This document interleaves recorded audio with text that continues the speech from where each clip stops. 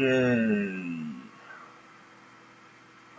Good evening. It is for me, my fellow talents. This is TECH-SARGE, your friendly neighborhood war officer.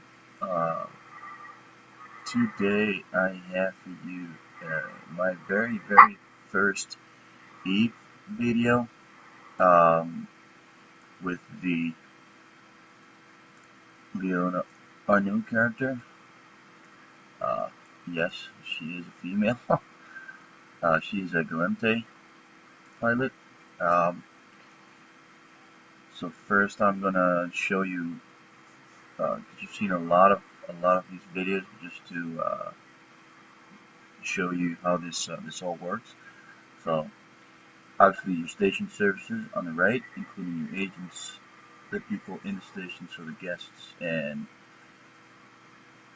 who has an office here, including us right there, Talent Strike Force Limited.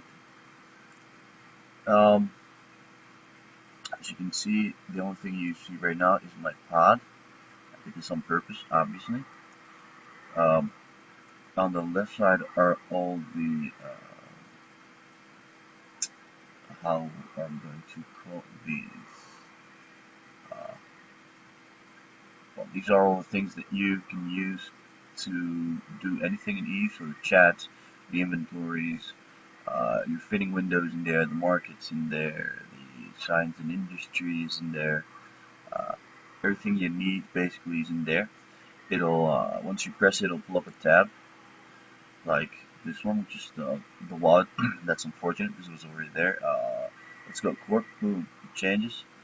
As you can see, these are the applications to the Corp. This is our excuse me. This is our main screen. We can see how many members we have, what the tax rate is, and everything else. Also, where our headquarters is. She is not anywhere near the headquarters. As you can see, she's 21 jumps out. She is in Galente space.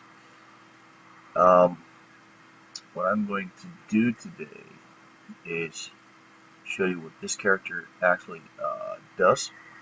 Um, some minor features on Eve, and uh, do some missioning. Started the Sisters of Eve Epic Arc about let's say 4 or 5 days ago. I did chapter 1. It's about 8 or 9 chapters you have to do to complete it. Finished the first one, and as you can see, it says here that that this agent has offered me a mission. So this is the location, where it is, Harrogate 5, and the moon, obviously, and it says here Epic Arc Agent. This is the one I'm going to have to go to get my mission. But first, what I'm going to do is, I haven't seen her planetary interaction in a while. So if we go to this tab right here, it's a science and industry. It'll give you the jobs. This is the manufacturing jobs you can do, and obviously the blueprints that she has, copies or originals. She doesn't own any at this point, so well, she's not the manufacturing character that I have, so this is it's not necessary. The core blueprints, obviously, installations, and what it says here, this tab, planets. This is where I'm going to look. She has 5 planets, 3 in Clelanon, EQ and Byron, and Aleta. The names are sometimes a bit strange to pronounce, but I think the Galente naming is derived from French, if I'm not mistaken, and I could start speaking in fromage, but I'm not going to. Uh, so these are the installations on the planet. Those depend on a certain CPU and power grid that you have for the planet. Uh, to see the planet and start the installations, check if they're still working, add extra installations or not, we can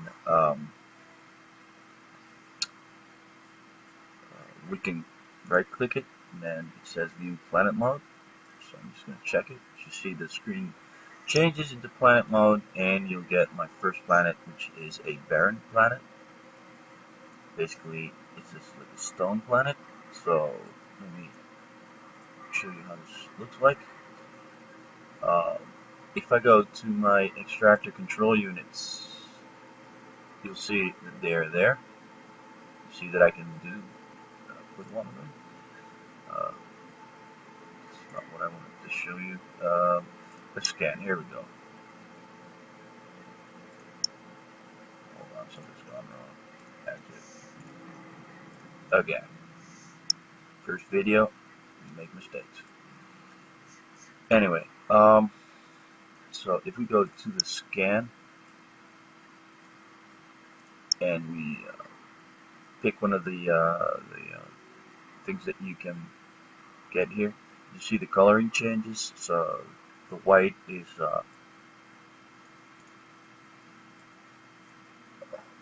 obviously where it's most abundant, basically.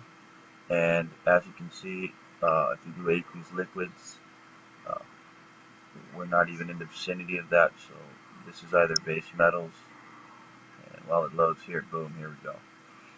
So we have base metals. Let's see which one is the base metals. Yeah.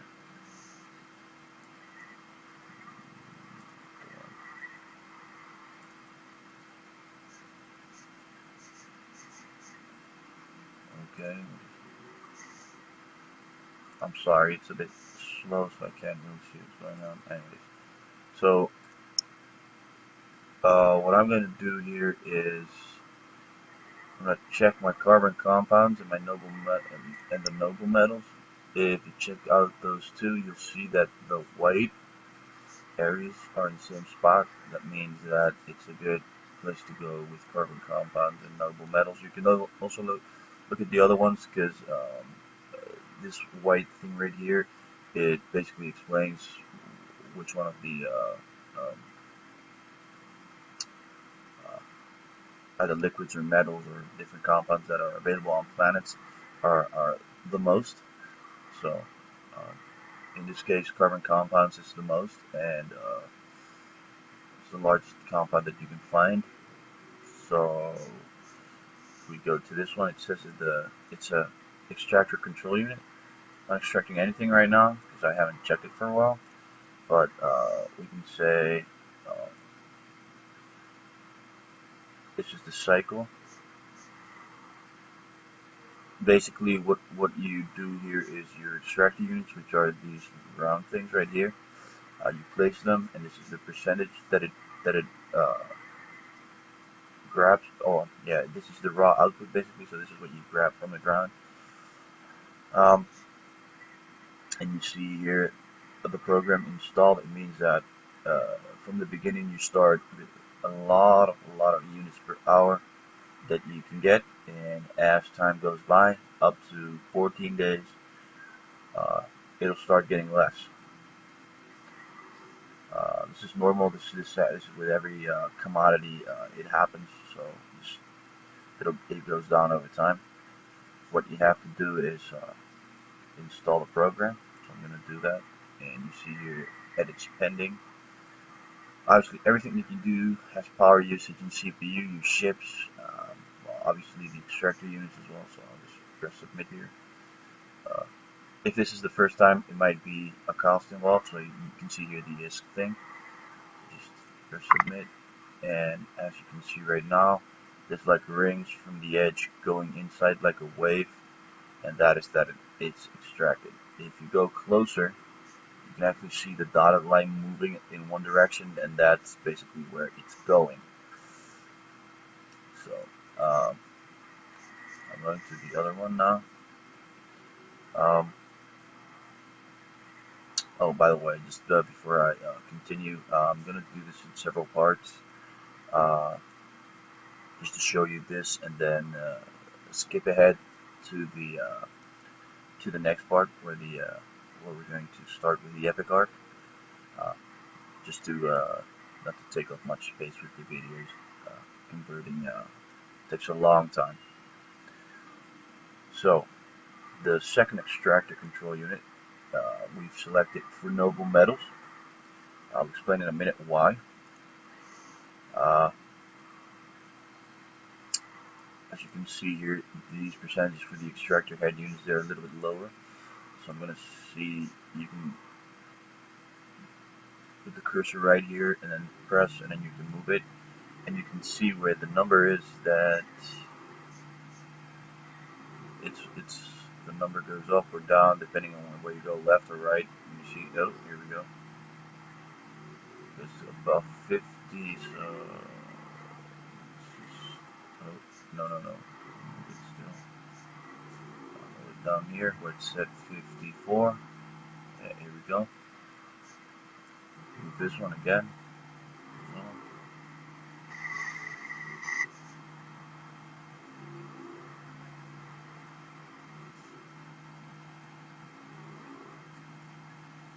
Okay, so this is just to make sure that the raw output is better. Try and get one of these white ones. That's what we want. Oh, so let's move it. Just move it like this. Just leave it here. Then you can see the units per hour that are coming out. It might be less, but it doesn't really matter at this point. This is just to extract the basic things. So we'll say install program again. Here at the top corner, left side, press submit, and you see the rings going inwards again. Let's take a closer look. What have we here? This is your command center. This is what you have to put first. This is what generates your CPU and your power, and you have to upgrade them every time you train the skills. Which, let's go to the training window, and we go to planet management. You have all these skills, remote sensing. This is for to get a better read of what's on the planet, so you can get the best out of the planet. The planetology. This is for planet evolution. It says skill increases resolution of research data, which also has to do with the amounts that you can actually get from there. The consolidation and the center upgrades. This is actually what will give you the power to put down the command centers and upgrade it and stuff like that. We have a storage facility. It's all about 12,000 cubes. And basically everything will go to that place. But what happens is this thing,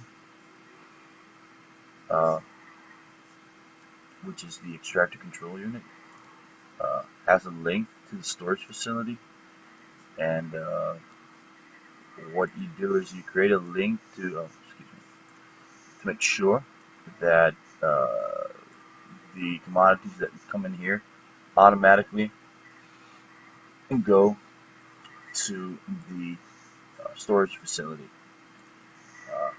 Same goes for the other one, obviously. Once they get here, you see these yellow things over here, or orange, whatever you want to call it. They are industry facilities.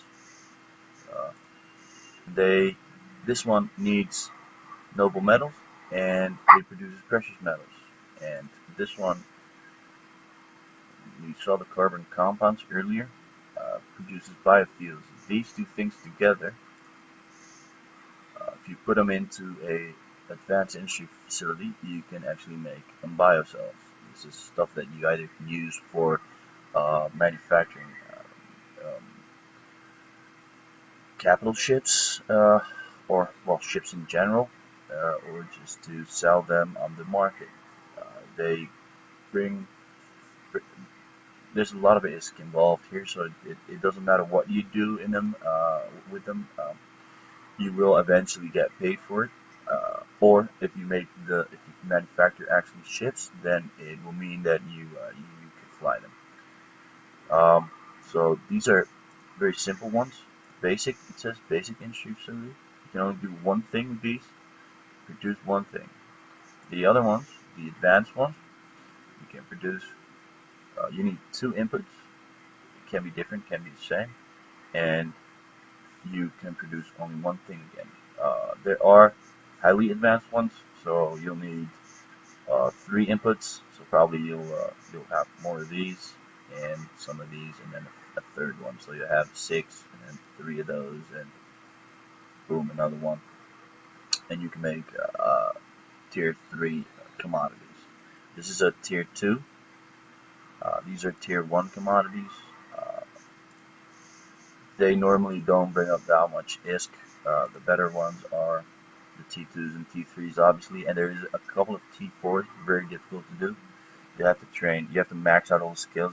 As you can see, I have all skills level 4. So if I can get them all to level 5, uh, it will mean that I can